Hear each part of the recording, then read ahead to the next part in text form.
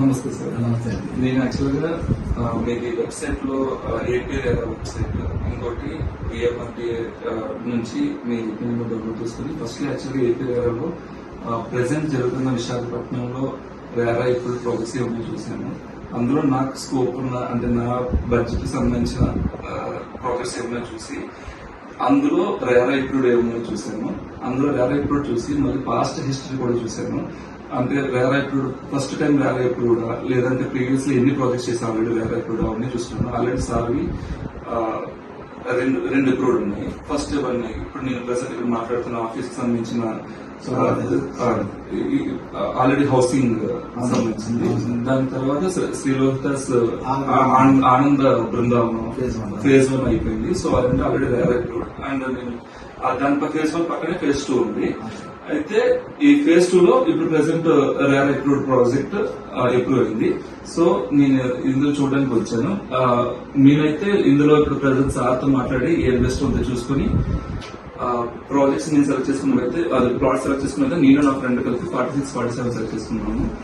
అయితే చెప్పాలనుకున్నది నేను ఇప్పుడు దాకా చూసిన వాటిలో డెవలప్మెంట్ పరంగా అయితే 100% పక్కగా ఉన్నది.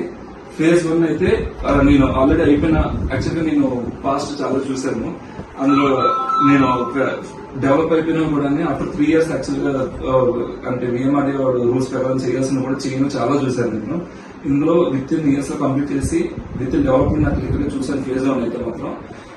దాంతో పాటు రేరా అప్రూవ్డ్ అందుకే వచ్చింది.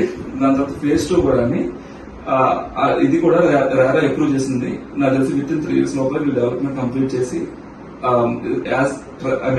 As promise they will release at వాళ్ళు కూడా మార్కెట్ ఫాస్ట్ గా చేసుకుని క్లియర్ అవ్వాలనుకుంటున్నాను.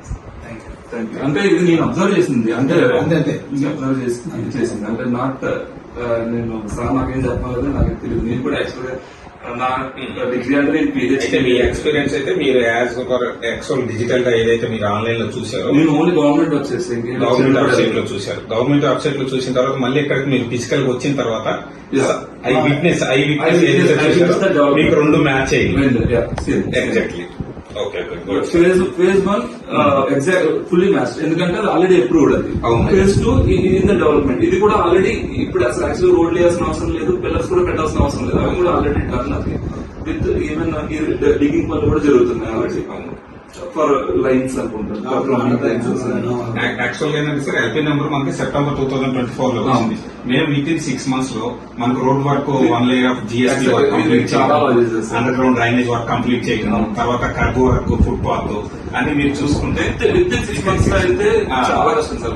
ఒక డెవలప్మెంట్ ఎవరైనా ఫస్ట్ ఎవరైనా అమ్ముకోవాలనుకుంటారు, దాని తర్వాతనే డెవలప్మెంట్ స్టార్ట్ చేస్తే డబ్బులు వస్తున్నాయి. సో మేము ఏదైతే సేల్ చేసిన ఆ ఫండ్ వచ్చిందో దాన్ని మళ్ళీ దీనికే రీఇన్వెస్ట్ చేసి డెవలప్మెంట్ మీద పెట్టడం అనేది one of the good sign. అది మాత్రం ఫస్ట్ మళ్ళీ ఎప్పుడైనా కొనాలంటే ఫస్ట్ మిమ్మల్ని అడుగుతాను. మీరు ఏదైనా సజెస్ట్ చేస్తే దాన్ని కొనాలని ట్రై చేస్తాను. Thank you for hour feedback sir. Thank you.